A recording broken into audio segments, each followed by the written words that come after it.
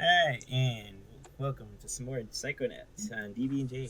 You know, Dylan, And yeah, I briefly got you to say Flanders at the beginning of every recording, and then you went back to Pinecone.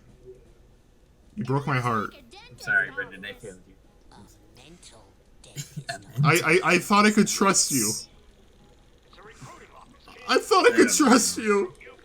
You break my heart. These days. You broke his trust? How could you? Alright, now you're gonna have to... Anyway. Now you're gonna You have... find yourself in a recruiting office listening to the coach. Now you're gonna have to give context to why I was talking about Flanders. Doing text or something, I don't care. I like how the main character is like a lot more about like a high poly count compared to like everyone else in the entire game. To be fair, that's really common for this era. I know, it's very noticeable. Yeah, when you have cutscenes that zoom in on characters like this. But again, that's kind of like... Oh, Oh, do you see us just die? Yep, a child died. Yes. Oh wow. Well, he died in quotes. No, he's dead. You want me to like this game or not, Dylan? If you tell me, just said it. if you tell me there's, Brendan. if you tell me He's there's not child death in dead. this game, I will like it significantly more.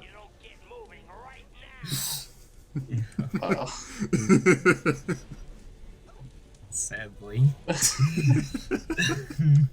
Alright, so what dream world is this? Like World War II or something? Yeah, the guy's a veteran, I So guess. this is the coach's dream, and you can just kind of guess that he's a military man from the helmet he wears and his design. It even has like a bird on it. It's pretty on the nose with it.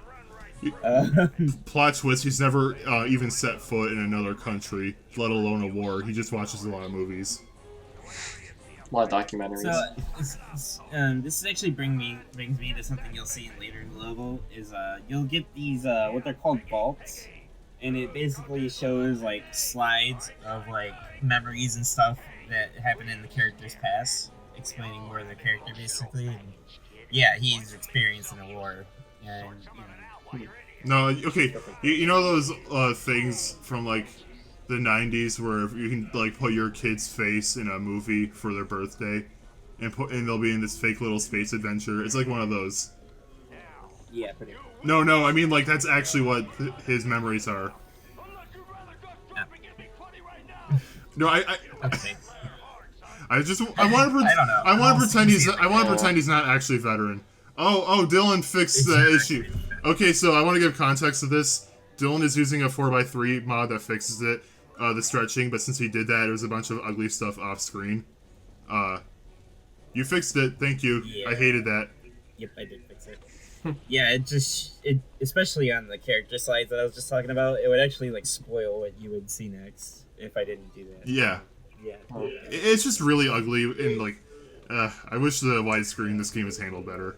I was gonna say they don't have. Anyway. I guess answers my question. I was gonna ask. They don't have an official 16:9 aspect ratio, but it sounds like it wasn't done that well. Yeah. Yeah. Pretty much. Like the actual It game. was done the whole way where they literally just stretched it. Yeah, the actual game itself is widescreen, but all the HUD elements are stretched. And this mod fixes that, but then you get, like, you know, boundary breaking stuff occasionally. Yeah. Like you'll see characters pop in or stuff like that. But what you see there I'm collecting are figments. If you collect 100 of them, or what would because they have point values on them. I don't really know which each of them are, to be honest, because they're kind of random. But if you collect enough of the figments, it adds up to 100. You'll get another level up. Like I said, all the collectibles actually, go towards your level up, which basically allows you to get more side powers once you get to a certain rank. But the level also upgrades your health, which is why it's so important that you actually collect a lot of this stuff. And you can also get these little gold statues collectibles too that increase your number of lives you can get. They call them like astral projection lives or something like that. It's some weird name. And then there's another thing you saw earlier with that 4x3 fix I made. Those were emotional baggage, and I love that name, by the way. Because you're inside someone's mind and you have to sort out their baggage. Get it? I did like the plan ones. Put it in the baggage. Yeah. Also, that plant looks meat like. By the way, this is foreshadowing for later. Oh. I was just thinking back to our Portal days of beefcakes. The South Park Twitter randomly tweeted beefcakes, and I want you guys to know that I retweeted that on our DB&J account, and that was like the first time our account did anything in months. Hey, that's an okay way to do it. It gets like millions of retweets. Yeah. What I just showed here is there's actually a secret around this whole platforming section. You can actually jump on that hole and go under it completely. It does have fingments down here, so I do go down here. Look at it. Yeah. Little bunker. That's neat. So I was being a completionist when I was playing this. I was trying to go for all of these, all the ones I can find at least. And because of that, I ended up taking both routes. Yeah. Unfortunately, this will not be 100% run just for the sake of keeping this playthrough shorter. Because 100% in this game would take way longer than I would like. Lame! So, I will be trying to show off like most of the stuff though, because I did do quite a bit, even though I'm not going for 100%. So, I just want to point out that like most games start off with like a grassy field as their first level, and this is just a war field. I like that. Yeah. I like that, breaking the mold. It's like, it reminds me of how 1,000 Year Door, like instead of like a colorful hub world, you have like this crappy town full of like gangs, murderers, graffiti, a noose. Yeah, that's actually a really good point though, Brendan, because that's kind of how I would describe some of the levels in this game. Quite a few of them is breaking the mold. They do a whole bunch of different ideas, and sometimes this game's not even a 3D platformer at certain stages, but in a good way though. They actually like switch up the gameplay to something that would be fun and different. Okay. But, still not like mini game level of terror. There's no turret sections. You know what I'm talking about? Like, yeah, turret sections and all that. Yeah. Why do so many platformers do that?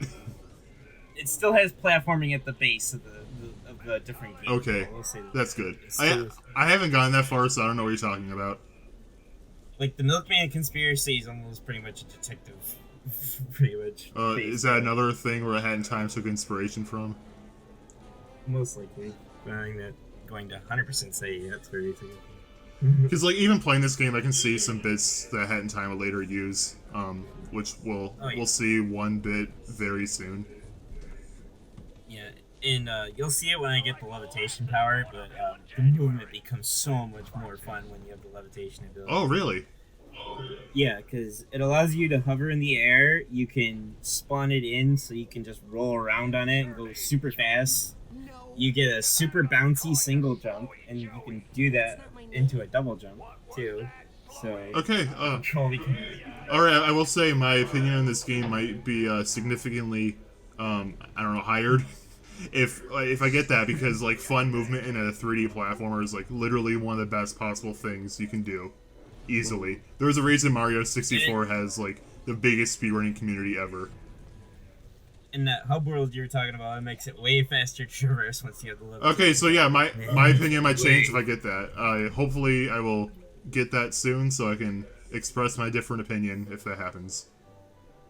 Yeah. And I understand, like, a lot of people have a lot of games they want to try, so they might not want to play that far in, but it's, like, maybe, like, a few hours in or so. Okay, well, I'm about 2 hours in, so I can't be that far from it. Yeah. So, and actually, Mia Vodello's level is right after Sasha's shooting gallery, which is the second level, so... once you get to the third level, yeah, the game gets quite a bit better. Okay, good to hear. Though to be fair, I want to be clear, this game does go on sale on Steam for like $1 pretty frequently. So if you do like 3D platformers, I would still say this game is absolutely worth getting, even with my critical opinion that I shared in the first part. Because like $1, yeah, that's a really good deal for a game like this. And most of the Double Fine games actually go for like $1 on Steam most of the time. So yeah, if you want to try out any of their games, there you go. Hopefully the sequel ends up being better. I'll definitely get the sequel because, like, hey, it's a new 3D platformer. That's so rare. I'm absolutely getting it. Dude, that trailer was so promising to me, especially when they showed like off like the first like that hippie world they showed off. Like, I love that idea.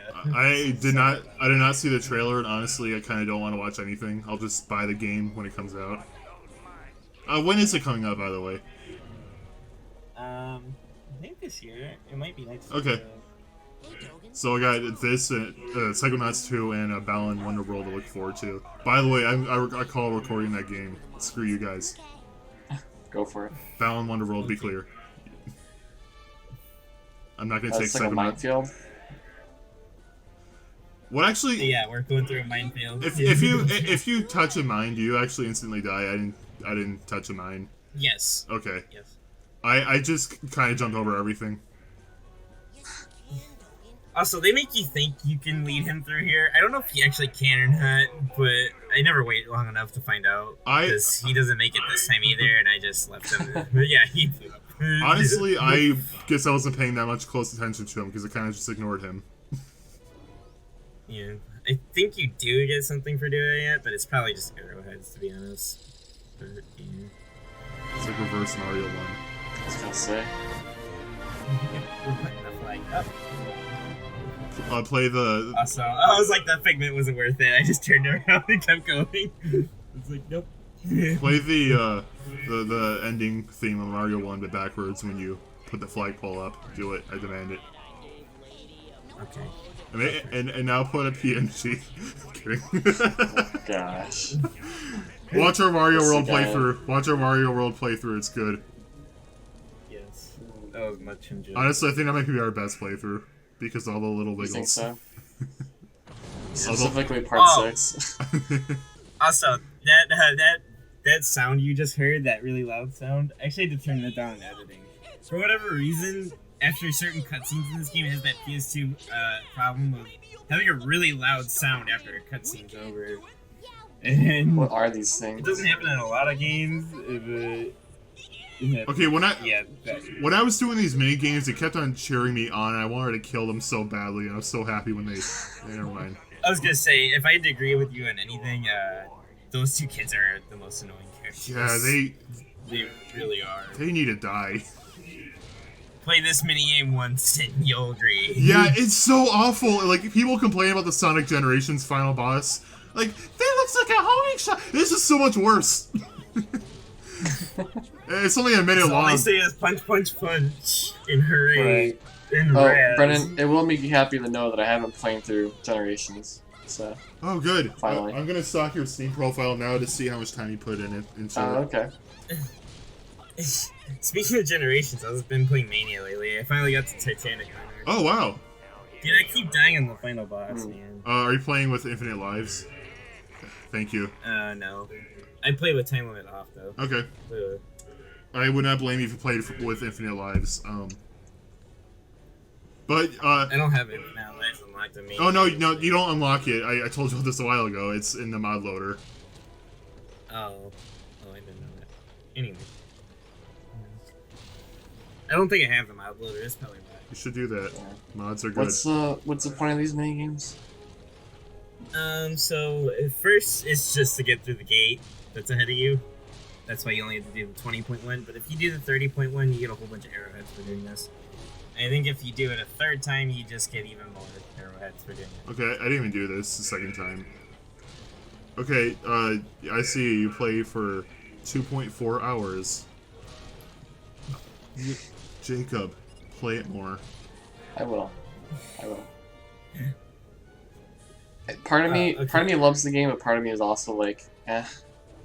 So I have mixed feelings on Generations. What did you say? Only I'm allowed to be critical on games people love.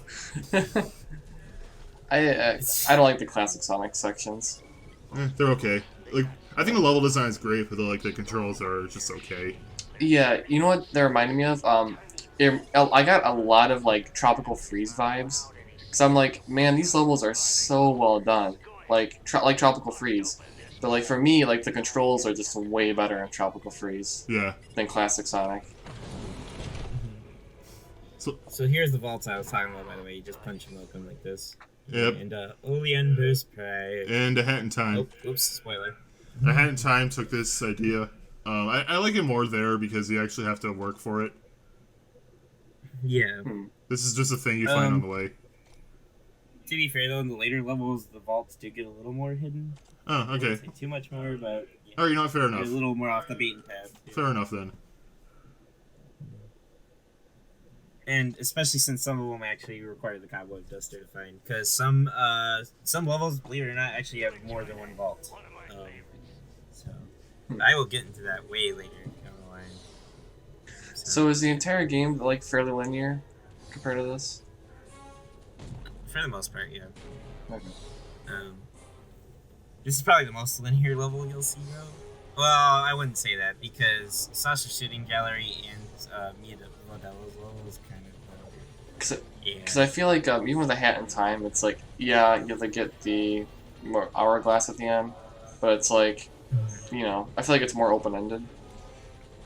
Yeah, to be honest, though, this game really isn't trying to be that more open-ended.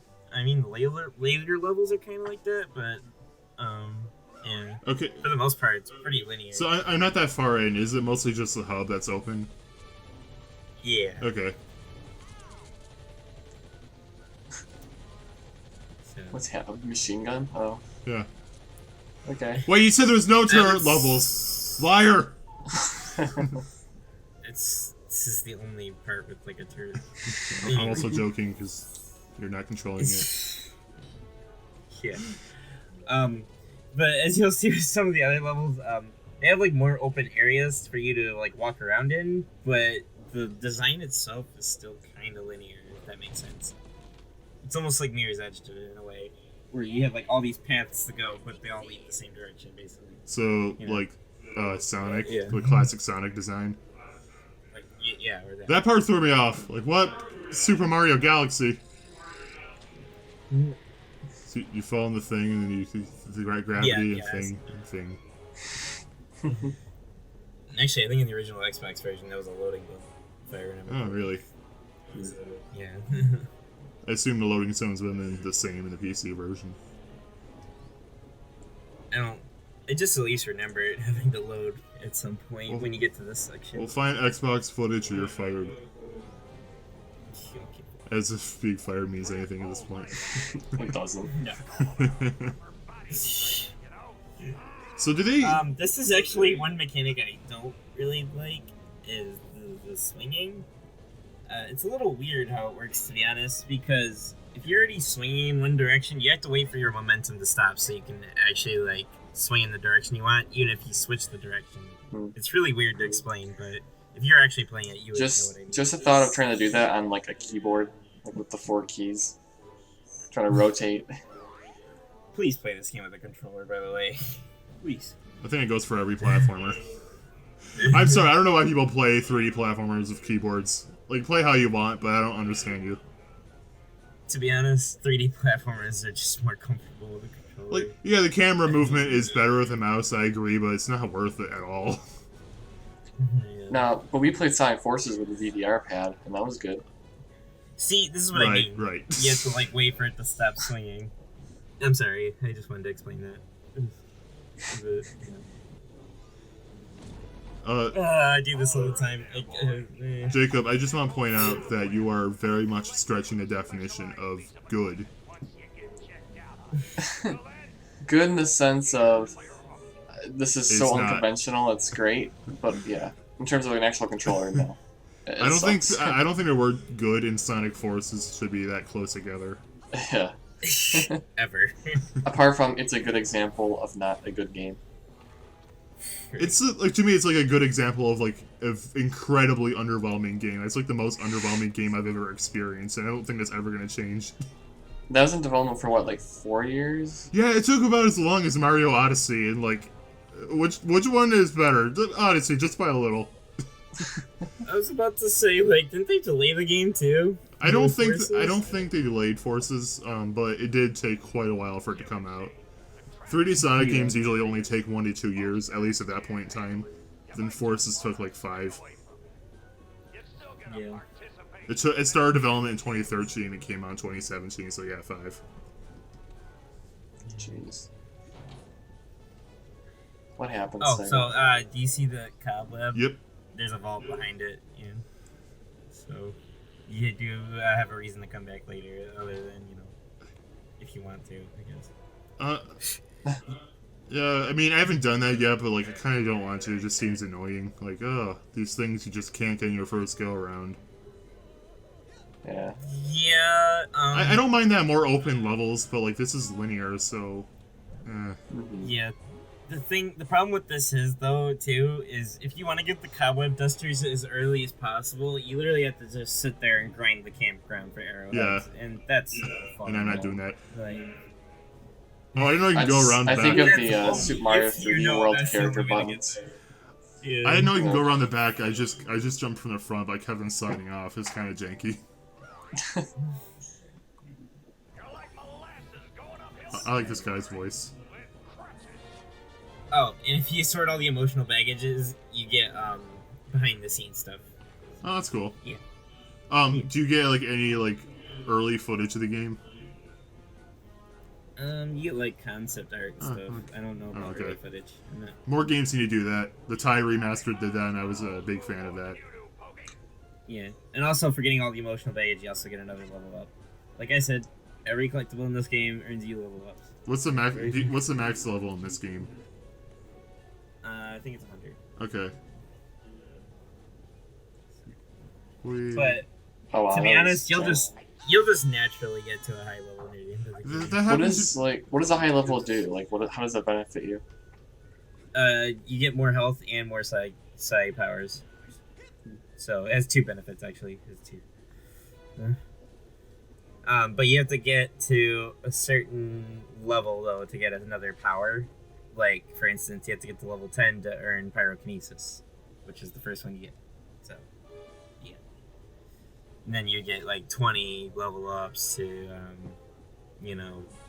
get telekinesis and stuff like that. But other power-ups, like other abilities you get in the game, are just earned through playing through levels, obviously. Guys, Sonic Adventure. I was about to say, guys, would you be impressed if I somehow don't mention Sonic? Oh, I did it for you. Okay, you'll be my exhaust pipe, I guess. Exhaust pipe. I was thinking more like your Sonic Adventure wingman, but exhaust pipe. I have to let out in some way, even if it's like vicariously. Also, yeah, I hate that character too, and I love the fact you get to hit him off at the end. I didn't even know that's what it was. I thought it was like broccoli or something. It's funny too, because the thing that he does to you when he hits you off the cliff, you do back to him too, and you hit him up. You're like, Oh, this part's really cool. It's a little slow, but I like the idea. Yeah. So, it'll look like that you can just, like, at first it's gonna look like you can just run through it, because it looks like the level kind of moves with you when you do that. But then you realize, oh no, the logs are slowly moving around. I should probably wait. So, I wish the logs were. I wish the logs were a little bit faster, but like I still like the idea of this. yes, Oh, yeah. wow. Okay, wow. The camera This seems isn't, to be like a big issue. this isn't Super Mario Galaxy, Dylan. Yeah.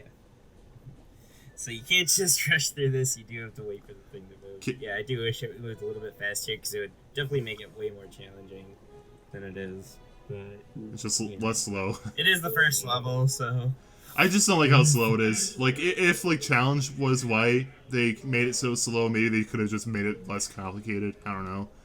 I just don't like platforming this slow. But again, still a cool idea. like for instance, you think you would jump over that spike thing, but don't try it. You're not gonna make it. Don't. I The didn't. only way you make it is to get levitation. I was really interested if you could do any sequence breaks in this, but I didn't do any because I want to try to get all those things. I don't know what they're called. I forgot. Hello? Hello? That's actually one thing I can say about this game is, for the most part, from what I recall, this game's pretty tightly designed. You can't really break it that much. Aw, so- sequence breaks are so fun though. Yeah. I think there might be like a few you can do, but I can't imagine. I a lot of them. I like how since you're. Especially since you don't unlock levitation until like the 3rd level, so I like how since you're playing this game in HD, it's so obvious when it's a pre-rendered cutscene because the resolution lowers by a lot and it's suddenly in 4:3.